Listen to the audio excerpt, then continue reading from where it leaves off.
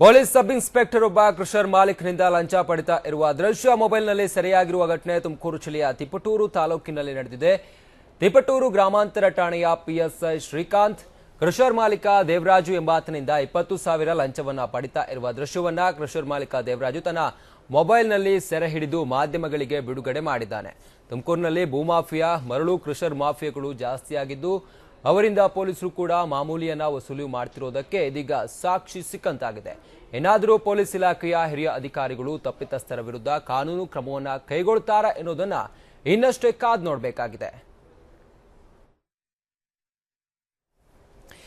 Police sub inspector ಒಬ್ಬ crusher ಮಾಲೀಕನಿಂದ ಲಂಚವನ್ನ ಪಡಿತಾ ಇರುವ ದೃಶ್ಯ ಇದೀಗ ನಾವು ನೋಡ್ತಾ ಇದ್ದೀವಿ. ಇದೀಗ ಮೊಬೈಲ್ ಕ್ಯಾಮೆರಾದಲ್ಲಿ ಸೆರೆಯಾಗಿರುವಂತದ್ದು. ಈಗಾಗಲೇ ಆ ಭಾಗದಲ್ಲಿ ಈಗಾಗಲೇ ತುಮಕೂರು ಭಾಗದಲ್ಲಿ ಮಾಫಿಯಾ, ಭೂಮಾಫಿಯಾ, ಮರಳು ಮಾಫಿಯಾ, ಕ್ರಷರ್ ಮಾಫಿಯಾಗಳು ಜೋರಾಗಿ ನಡೀತಾ ಇದೆ. ಅದರಂತೆ ದೇವರಾಜ್ ಎಂಬಾತ ಕ್ರಷರ್ ಮಾಲೀಕ ಪೊಲೀಸ್ ಇನ್ಸ್ಪೆಕ್ಟರ್ ಈತನಿಗೆ ಹಣವನ್ನ ಕೊಡ್ತಾ ಇರುವಂತಹ ದೃಶ್ಯ ಇದು. 20,000 ಹಣವನ್ನ ಕೊಟ್ಟಿರ್ತಾನೆ. ಹಣವನ್ನ ಕೊಡುವ ದೃಶ್ಯವನ್ನ ಕೂಡ ಈತ ಮೊಬೈಲ್ನಲ್ಲಿ ಸೆರೆ ಹಿಡ್ತಾನೆ. ಇದೀಗ ಮೊಬೈಲ್ನಲ್ಲಿ ಸೆರೆ ಹಿಡಿಯುವ ದೃಶ್ಯ ಮಾಧ್ಯಮಗಳಿಗೆ ಸಿಕ್ಕಿದ್ದು ಈ ಪೊಲೀಸ್ನನ್ನ ಭ್ರಷ್ಟ ಪೊಲೀಸ್ ಅಧಿಕಾರಿಯನ್ನ ಈತನಿಗೆ ಸೂಕ್ತ ಕ್ರಮವನ್ನ ಕೈಗೊಳ್ಳಬೇಕು ಎನ್ನುವ ರೀತಿಯಲ್ಲಿ ಸಾಕಷ್ಟು ಒಂದು ಮಾತುಗಳು ಕೂಡ ಕೇಳಿ ಬರ್ತಾ ಇದೆ. ಈಗಾಗಲೇ ಆ ಭಾಗದಲ್ಲಿ ಕ್ರಷರ್ ಮಾಫಿಯಾ ಆಗಿರಬಹುದು, ಅದರಂತೆ ಭೂಮಾಫಿಯಾ ಕೂಡ ಜೋರಾಗಿರುವಂತದ್ದು. ಅಧಿಕಾರಿಗಳು ಈಗ ಶಾಮೀಲಾಗಿರುವಂತದ್ದು ನಿಜವಾಗಿಯೂ ಬೇಸರದ ಸಂಗತಿ. 20,000 ಲಂಚಕ್ಕೆ ಕೈ ಚಾಚಿರುವ ಪೊಲೀಸ್ ಅಧಿಕಾರಿ ಇದೀಗ ಮೊಬೈಲ್ ಕ್ಯಾಮೆರಾದಲ್ಲಿ ಸೆರೆಯಾಗಿದೆ. ಹಣ ಕೊಡುವಂತ ವ್ಯಕ್ತಿ ಕ್ರಷರ್ ಮಾಲೀಕ ಏನಿದ್ದಾನೆ ಆತ ಅದನ್ನ ತನ್ನ ಮೊಬೈಲ್ನಲ್ಲಿ ಸೆರೆ ಹಿಡಿದುಕೊಂಡು ಮಾಧ್ಯಮಗಳಿಗೆ ಕೊಟ್ಟಿದ್ದಾನೆ.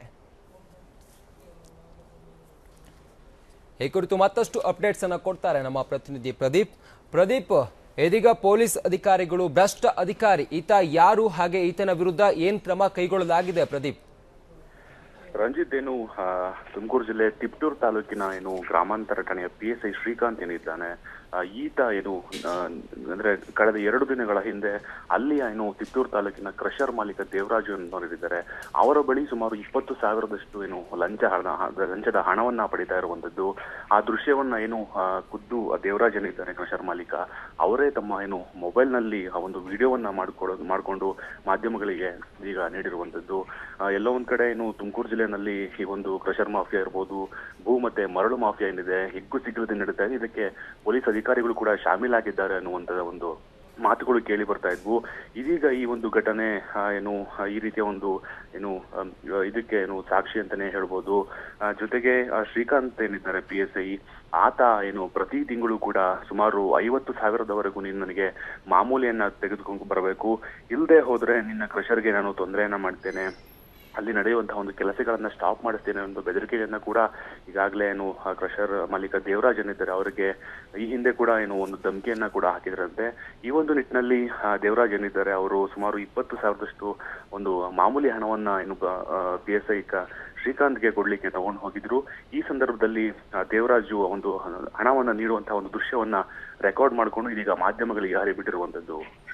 ಅಲ್ಲ, ಇನ್ನು ಹಣವನ್ನ ತೆಗೆದುಕೊಂಡು ಈತ ಸುಮ್ಮನೆ ಇರ್ತಿದ್ನ? ಈ ರೀತಿ ಮಾಫಿಯಾಗಳು ನಡೀತಾ ಇದ್ರು ಕೂಡ ಹಣ ತೆಗೆದುಕೊಂಡು ಸುಮ್ಮನೆ ಆಗ್ತಿದ್ನ ಈ PSI? ಹೇಗೆ ಪ್ರದೀಪ್?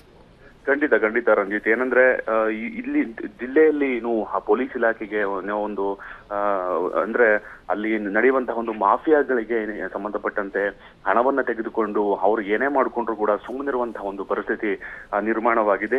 ಈ ಬಗ್ಗೆ ಸಾಕಷ್ಟು ಸಾಮಾಜಿಕ ಕಾರ್ಯಕರ್ತರಿರ್ಬೋದು, ವಿವಿಧ ಹೋರಾಟಗಾರರು ಕೂಡ ಒಂದು ಪ್ರತಿಭಟನೆ ಕೂಡ ಮಾಡಿದ್ರು. ಆದ್ರೆ ಎಲ್ಲೋ ಒಂದ್ ಕಡೆ ಜಿಲ್ಲೆನಲ್ಲಿ ಪೊಲೀಸ್ ಇಲಾಖೆ ತಮ್ಮ ಕಾರ್ಯವನ್ನ ಮಾಡುವಲ್ಲಿ ವಿಫಲವಾಗಿದೆ ಅಂತಾನೆ ಹೇಳ್ಬೋದು.